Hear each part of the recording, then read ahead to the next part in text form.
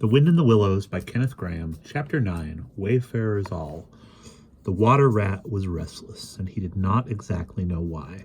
To all appearance, the summer's pomp was still at fullest height, and although in the tilled acres green had given way to gold, though rowans were reddening, and the woods were dashed here and there with a tawny fierceness, yet light and warmth and color were still present in undiminished measure, clean of any chilly premonitions of the passing year. But the constant chorus of the orchards and hedges had shrunk to a casual, even song from a few yet unwearied performers. The robin was beginning to assert himself once more, and there was a feeling in the air of change and departure. The cuckoo, of course, had long been silent, but many another feathered friend, for months a part of the familiar landscape and its small society, was missing too, and it seemed the ranks thinned steadily day by day. Rat, ever observant of all winged movement, saw that it was taking daily a southing tendency, and even as he lay in bed at night, he thought he could make out, passing in the darkness overhead, the beat and quiver of impatient pinions, obedient to the peremptory call. Nature's grand hotel has its season, like the others, as the guests, one by one, pack, pay, and depart, and the seats of the table d'hôte shrink pitifully at each succeeding meal, as suites of rooms are closed, carpets taken up, and waiters sent away. Those boarders who are staying on in pension until the next year's full reopening cannot help being somewhat affected by all these flittings and farewells, this eager discussion of plans, routes, and fresh quarters, this daily shrinkage in the stream of comradeship. One gets unsettled, depressed, and inclined to be querulous. Why this craving for change? Why not stay on quietly here like us and be jolly? You don't know this hotel out of the season, and what fun we have among ourselves, we fellows who remain and see the whole interesting year out. All very true, no doubt, the others always reply. We quite envy you, and some other year perhaps, but just now we have engagements, and there's the bus at the door, our time is up. So they depart with a smile and a nod, and we miss them and feel resentful. The rat was a self-sufficing sort of animal, rooted to the land, and whoever went, he stayed. Still, he could not help noticing what was in the air, and feeling some of its influence in his bones. It was difficult to settle down to anything seriously with all this flitting going on. Leaving the waterside, where rushes stood thick and tall in a stream that was becoming sluggish and low, he wandered countrywards, crossed a field or two of pasturage already looking dusty and parched, and thrust into the great sea of wheat, yellow, wavy, and murmurous, full of quiet motion and small whisperings. Here he often loved to wander, through the forest of stiff, strong stalks that carried their own golden sky away over his head, a sky that was always dancing, shimmering, softly talking or swaying strongly in the passing wind, and recovering itself with a toss and a merry laugh. Here, too, he had many small friends, a society complete in itself, leading full and busy lives, but always with a spare moment to gossip and exchange news with a visitor. Today, however, though they were civil enough, the field mice and harvest mice seemed preoccupied. Many were digging and tunneling busily. Others, gathered together in small groups, examined plans and drawings of small flats, stated to be desirable and compact, and situated conveniently near the stores. Some were hauling out dusty trunks and dress baskets. Others were already elbowing deep, packing their belongings. While everywhere, piles and bundles of wheat, oats, barley, beech mast, and nuts lay about, ready for transport. "Here's old Ratty," they cried as soon as they saw him. Come and bear a hand, Rat, and don't stand about idle."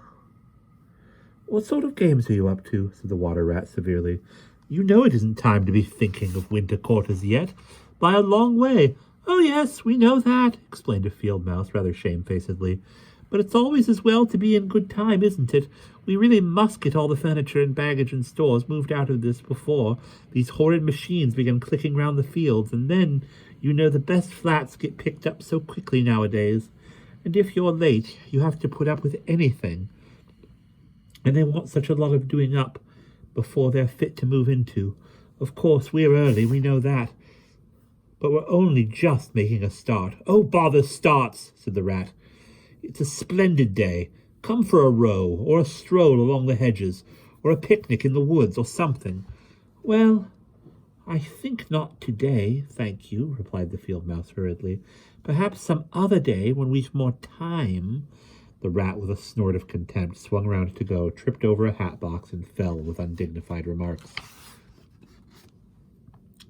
If people would be more careful, said a field mouse rather stiffly, and look where they're going, people wouldn't hurt themselves and forget themselves. Mind that hold all, rat. You'd better sit down somewhere. In an hour or two, we may be more free to attend to you. You won't be free, as you call it, much this side of Christmas, I can see that, retorted the rat grumpily, as he picked his way out of the field. He returned, somewhat despondently, to his river again, his faithful, steady-going old river, which never packed up, flitted, or went into winter quarters.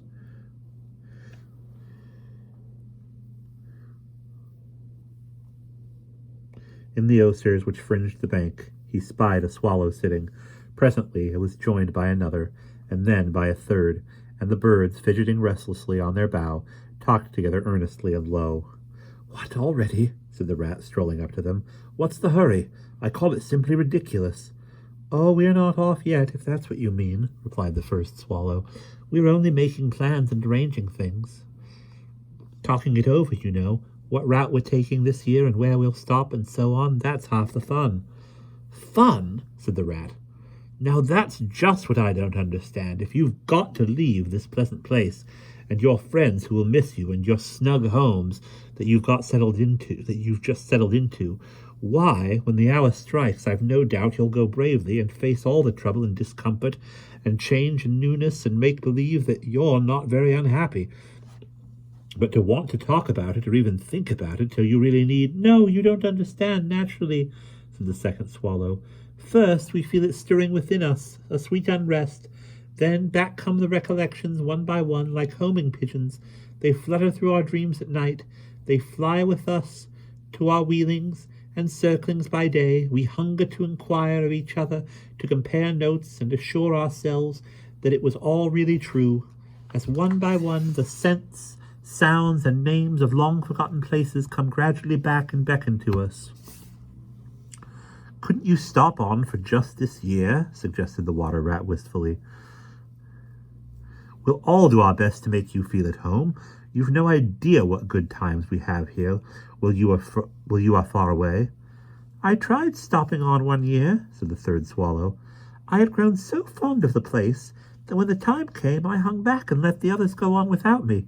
For a few weeks it was all well enough, but afterwards, oh, the weary length of the nights, the shivering sunless days, the air so clammy and chill, and not an insect in an acre of it. No, it was no good. My courage broke down, and one cold stormy night I took wing, flying well inland on account of the strong easterly gales. It was snowing hard as I beat through the passes of the great mountains, and I had a stiff flight to win through, but never shall I forget the blissful feeling of the hot sun again on my back as I sped down the lakes that lay so blue and placid below me, and the taste of my first fat insect. The past was like a bad dream. The future was all happy holiday as I moved southward week by week, easily, lazily lingering as long as I dared, but always heeding the call. No, I had my warning. Never again did I think of disobedience. Ah, yes, the call of the south, twittered the other two dreamily. Its songs, its hues, its radiant air, oh, do you remember? And forgetting the rat, they slid into passionate reminiscence, while he listened fascinated, and his heart burned within him. In himself, too, he knew that it was vibrating at last, that chord hitherto dominant and unsuspected. The mere chatter of these southern-bound birds, their pale and second-hand reports, had yet power to awaken this wild new sensation, and thrill him through and through with it. What would one moment of the real thing work in him, one passionate touch of the real southern sun, one waft of the authentic odor? With closed eyes he dared to dream a moment in full abandonment, and when he looked again, the river seemed steely and chill, and green fields gray and lightless. Then his loyal heart seemed to cry out on his weaker self for its treachery. "Why don't you ever come back, then, at all?" he demanded to the swallows jealously. "What do you find to attract you in this poor drab little country?" "And do you think," said the first swallow, "that the other call is not for us too, in its due season? The call of the lush meadow grass, wet orchards, warm insect-haunted ponds, of browning cattle and of haymaking, and all the farm building clustering round the house of the perfect eaves?" "Do you suppose," asked the second one, "that you are the only living thing that craves with a hungry longing to hear the cuckoo's note again?" "In due time," said the third, "we shall be homesick once more for quiet water lilies swaying on the surface of an English stream. But today all that seems pale and thin and very far away. Now our blood dances to other music." They fell a-twittering among themselves once more, and this time their intoxicating babble was of violet seas, tawny sands, and lizard-haunted walls. Restlessly the rat wandered off once more, climbed the slope that rose gently from the north bank to the river, and lay looking out toward the great ring of downs that barred his vision further southwards. His simple horizon hitherto, his mountains of the moon, his limit beyond which lay nothing he had cared to see or to know. Today, to him, gazing south with a newborn need stirring in his heart, the clear sky over their long, low outlines seemed to pulsate with promise. Today, the unseen was everything, the unknown the only real fact of life. On this side of the hills was now the real blank. On the other lay the crowded and colored panorama that his inner eye was seeing so clearly. What seas lay beyond, green, leaping, and crested? What sun-bathed coasts along which the white villas glistened against the olive woods? What quiet harbors thronged with gallant shipping, bound for purple islands, wine and spice islands set low in languorous waters? He rose and descended riverwards once more, then changed his mind and sought the side of the dusty lane. There, lying half buried in the thick, cool underhedge tangle that bordered it, he could muse on the metalled road and all the wondrous world that it led to. On all the wayfarers, too, that might have trodden it, and the fortunes and adventures they had gone to seek, or found unseeking. Out there, beyond. Footsteps fell on his ear, and the figure of one that walked somewhat wearily came into view. And he saw that it was a rat, and a very dusty one.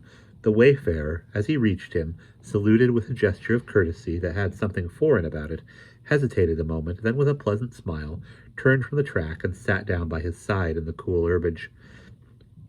He seemed tired, and the rat let him rest unquestioned, understanding something of what was in his thoughts, knowing too the value all animals attach at times to mere silent companionship. When the weary muscles slacken and the mind marks time, the wayfarer was lean and keen-featured and somewhat bowed at the shoulders. His paws were thin and long, his eyes much wrinkled at the corners, and he wore small gold earrings in his neatly set, well-shaped ears. His knitted jersey was of a faded blue, his breeches, patched and stained, were based on a blue foundation, and his small belongings that he carried were tied up in a blue cotton handkerchief. When he had rested a while, the stranger sighed, snuffed the air, and looked about him. "That was clover, that warm stuff on the breeze," he remarked. "And those are cows we hear cropping the grass behind us and blowing softly between mouthfuls. There is a sound of distant reapers, and yonder rises a blue line of cottage smoke against the woodland. The river runs somewhere close by, for I hear the call of a moor-hen, and I see by your build that you're a freshwater mariner. Everything seems asleep and yet going on all the time.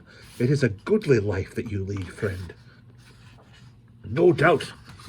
The best in the world, if only you are strong enough to lead it." "Yes, it's the life. The only life to live, responded the water rat dreamily and without his usual wholehearted conviction.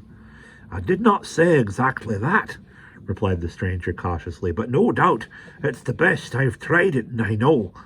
And because I've just tried it 6 months of it, and know it's the best, here I am, footsore and hungry, tramping away from it, tramping southwards, following the old call back to the old life, the life which is mine, which will not let me go. Is this, then, another of them? Mused the rat. And where have you just come from? He asked. He hardly dared to ask where he was bound for. He seemed to know the answer only too well. Nice little farm, replied the wayfarer briefly. Up along that direction, he nodded northwards. Never mind about it. It had everything I could want, everything I had any right to expect of life, and more. And here I am, glad to be here all the same. Though glad to be here, so many miles further up the road, so many hours nearer to my heart's desire. His shining eyes held fast to the horizon, and he seemed to be listening for some sound that was wanting from the inland acreage, vocal as it was with the cheerful music of pasturage and farmyard. You are not one of us, said the water rat, nor yet a farmer, nor even, I should judge, of this country. Right, replied the stranger. I'm a seafaring rat, I am. And the port I originally hail from is Constantinople, though I'm sort of a foreigner there too, in a manner of speaking. You will have heard of Constantinople, friend. A fair city, and an ancient and glorious one, as you may have heard too of Sigrid, King of Norway, and how he sailed thither with 60 ships, and how he and his men rode up through the streets all canopied in their honour with purple and gold, and how the emperor and empress came down and banqueted with him on board his ship.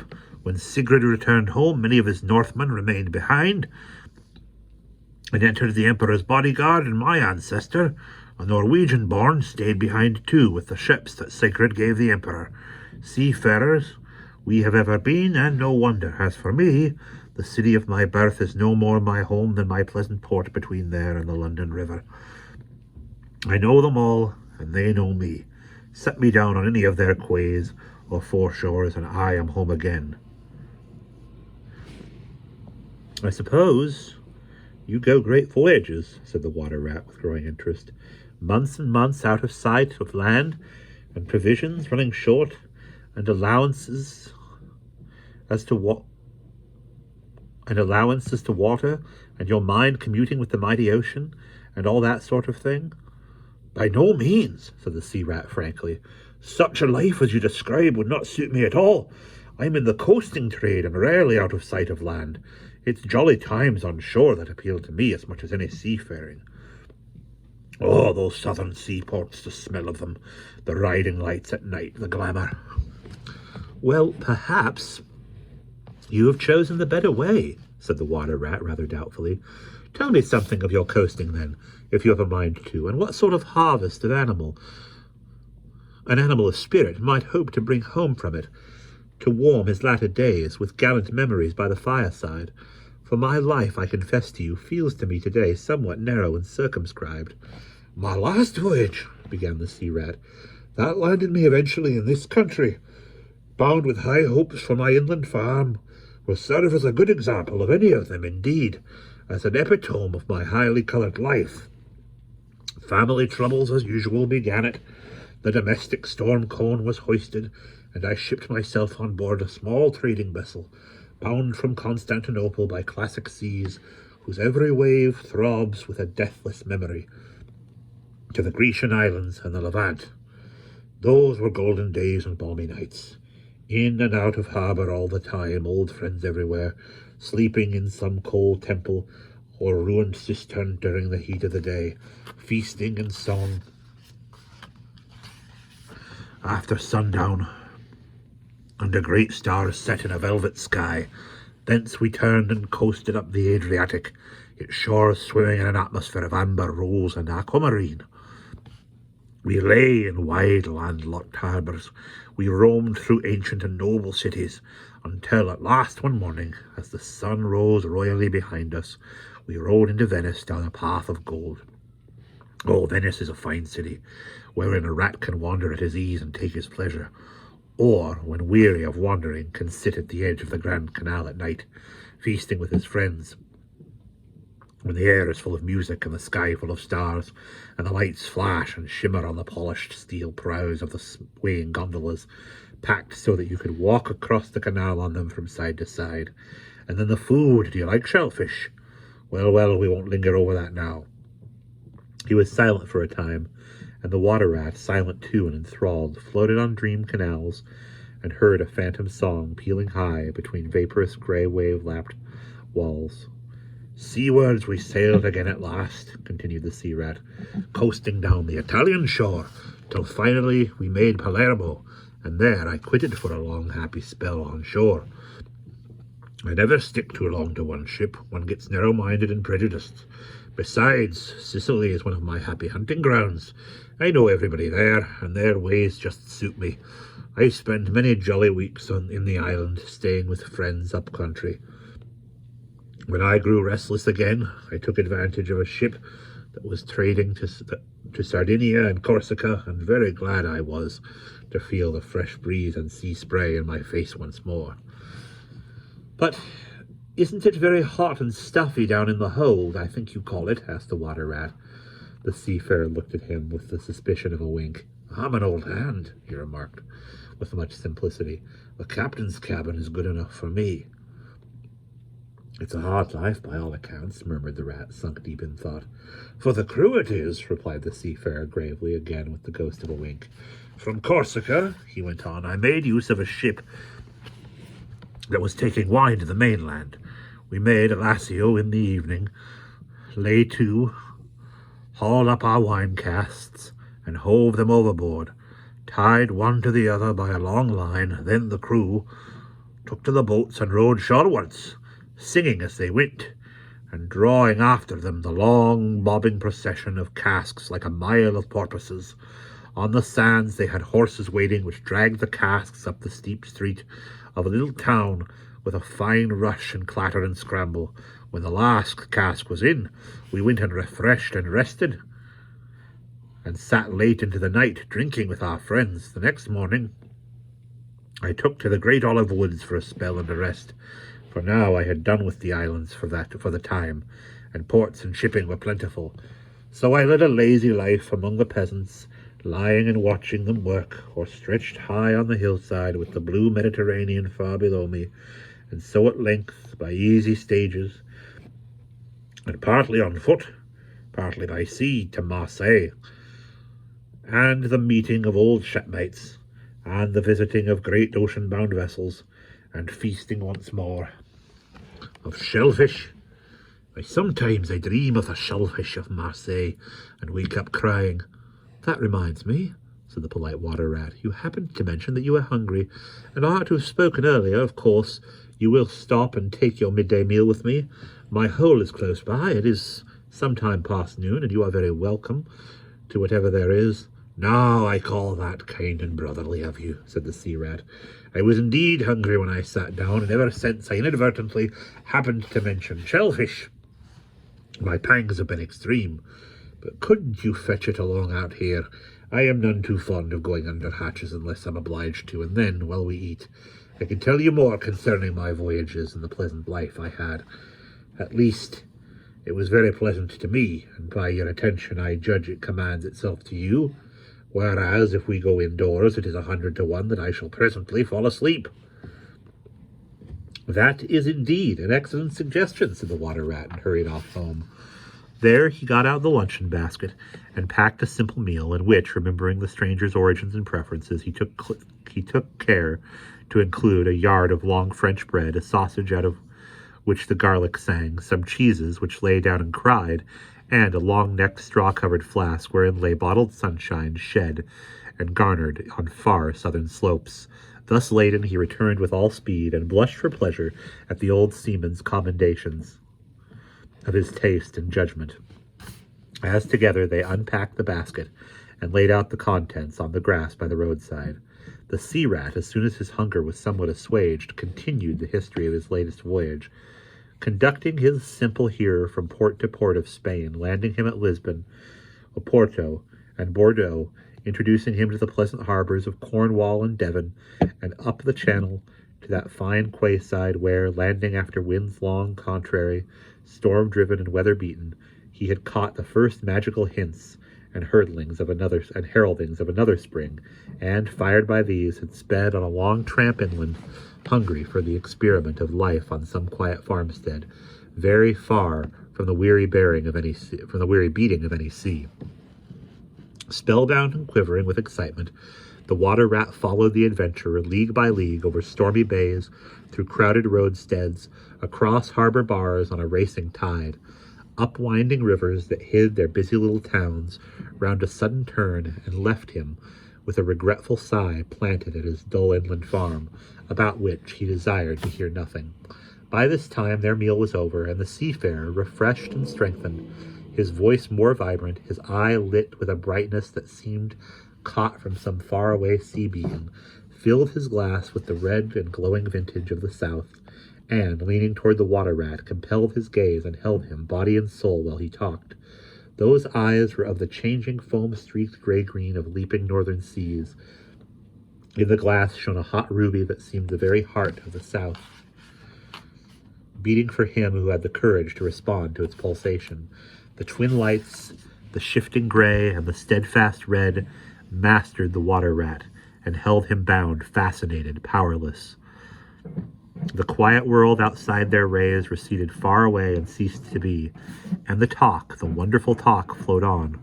Or was it speech entirely, or did it pass at times into song, chanty of the sailors, weighing the dripping anchor, sonorous hum of the shrouds of the tearing northeaster, ballad of the fisherman hauling his nets at sundown against an apricot sky, chords of guitar and mandolin from gondola or kaiku. Did it change into the cry of the wind, plaintive at first, angrily shrill as it freshened, rising to a tearing whistle, sinking to a musical trickle of air from the leach of the bellying sail? All these sounds the spellbound listener seemed to hear, and with them the hungry complaint of the gulls and the sea mews, the soft thunder of the breaking wave, the cry of the protesting shingle. Back into speech again it passed, and with beating heart he was following the adventures of a dozen seaports, the fights, the escapes, the rallies, the comradeships, the gallant undertakings, or he searched islands for treasure, fished in still lagoons, and dozed day long on warm white sand. Of deep-sea fishing he heard tell, and mighty silver gatherings of the mile-long net, of sudden perils, noise of breakers on a moonless night, or the tall bows of the great liner taking shape overhead through the fog, of the merry homecoming, the headland rounded, the harbor lights opened out, the groups seen dimly on the quay, the cheery hail, the splash of the hawser, the trudge up the steep little street toward the comforting glow of red-curtained windows. Lastly, in his waking dream, it seemed to him that the adventurer had risen to his feet, but was still speaking, still holding him fast with his sea-gray eyes. "And now," he was softly saying, "I take to the road again, holding on southwestwards, for many a long and dusty day, till at last I reach the little grey sea town I know so well, that clings along one steep side of the harbour, and through dark doorways you look down flights of stone steps overhung by great pink tufts of valerian, and ending in a patch of sparkling blue water. The little boats that lie tethered to the rings and stanchions of the old sea-wall are gaily painted as those I clambered in and out of in my own childhood.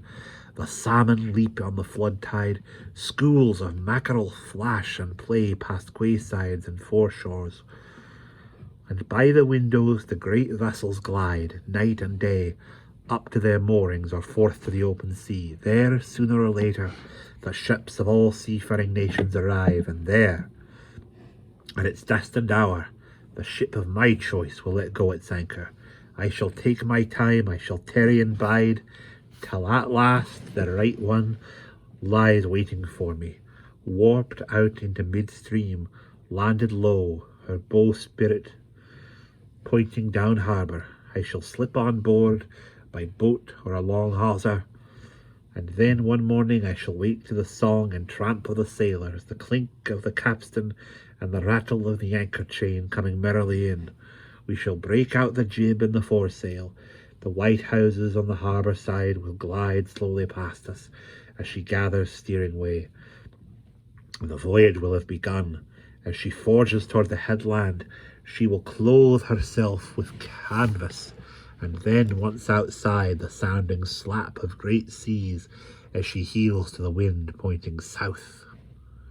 And you will come too, young brother, for the days pass and never return, and the south still waits for you.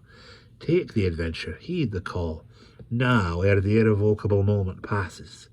'Tis but a banging of the door behind you, a blithesome step forward, and you are out of the old life and into the new. Then some day long hence, jog home here if you will, when the cup has been drained and the play has been played, and set down by your quiet river, with a store of goodly memories for company. You can easily overtake me on the road, for you are young and I am aging. And go softly, I will linger and look back, and at last I will surely see you coming, eager and light-hearted, and with all the south in your face. The voice died away and ceased, as an insect's tiny trumpet dwindles swiftly into silence, and the water rat, paralyzed and staring, saw at last but a distant speck on the white surface of the road. Mechanically he rose and proceeded to pack the luncheon basket carefully and without haste. Mechanically he returned home, gathered together a few small necessities and special treasures he was fond of, and put them in a satchel, acting with slow deliberation, moving about the room like a sleepwalker, listening with ever-parted lips. He swung the satchel over his shoulder carefully, selected a stout stick for his wayfaring, and with no haste, but with no hesitation at all, stepped across the threshold just as the mole appeared at the door. "Why, where are you off to, Ratty?" asked the mole, in great surprise, grasping him by the arm. "Going south with the rest of them," murmured the rat in dreamy monotone, never looking at him. "Seawards first, and then on shipboard, and so on to the shores that are calling me." He pressed resolutely forward, still without haste, but with doggedly fixity of purpose. But the mole, now thoroughly alarmed, placed himself in front of him, and, looking into his eyes, saw that they were gazed, and set, and turned, a streaked and shifting gray, not his friend's eyes, but the eyes of some other animal. Grappling with him strongly, he dragged him inside, threw him down, and held him. The rat struggled desperately for a few moments, and then his strength seemed suddenly to leave him, and he lay still and exhausted with closed eyes, trembling. Presently the mole assisted him to rise and placed him in a chair, where he sat, collapsed and shrunken into himself, his body shaken by a violent shivering, passing in time into an hysterical fit of dry sobbing. The mole made the door fast, threw the satchel into a drawer, and locked it, and sat down quietly on the table by his friend, waiting for the strange seizure to pass. Gradually the rat sank into a troubled daze, broken by starts and confused murmurs of things strange and wild and foreign to the unenlightened mole, and from that he passed into a deep slumber. Very anxious in mind, the mole left him for a time and busied himself with household matters, and it was getting dark when he returned to the parlor and found the rat where he had left him, wide awake indeed, but listless, silent, and dejected. He took one hasty glance at his eyes, found them, to his great gratification, clear and dark and brown again as before, and then sat down and tried to cheer him up and help him to relate what had happened to him. Poor Ratty did his best by degrees to explain things, but how could he put into cold words what had mostly been suggestion? How recall for another's benefit the haunting sea voices that had sung to him? How reproduce at second hand the magic of the seafarer's 100 remembrances? Even to himself now the spell was broken and the glamour gone. He found it difficult to account for what had seemed some hours ago the inevitable and only thing. It is not surprising, then, that he failed to convey to the mole any clear idea of what he had been through that day. To the mole this much was plain. The fit or attack had passed away and had left him sane again, though shaken and cast down by the rejection. But he seemed to have lost all interest for the time in things that went to make up his daily life, as well as in all pleasant forecastings of the altered days and doings of that changing season was surely bringing. Casually then, with seeming indifference, the mole turned his talk to the harvest that was being gathered in, the towering wagons and their straining teams, the growing ricks and the large moon rising over the bare acres dotted with sheaves. He talked of the reddening apples around the browning nuts, of jams and preserves, and the distilling of cordials, till by easy stages, such as these had reached midwinter, its hearty joys and its snug home life. And then he became simply lyrical. By degrees the rat began to sit up and to join in. His dull eye brightened, and he lost some of his listing air. Presently the tactful mole slipped away and returned with a pencil and a few half-sheets of paper, which he placed on the table at his friend's elbow. "It's quite a long time since you did any poetry," he remarked. "You might have tried it this evening instead of, well, brooding over things so much. I have an idea that you'll feel a lot better when you've got something jotted down, if it's only just the rhymes." The rat pushed the paper away from him wearily, but the discreet mole took occasion to leave the room, and when he peeped in again some time later, the rat was absorbed and deaf to the world, alternately scribbling and sucking the top of his pencil. It is true that he sucked a good deal more than he scribbled, but it was a joy to the mole to know that the cure had at least begun. And that is the end of chapter 9.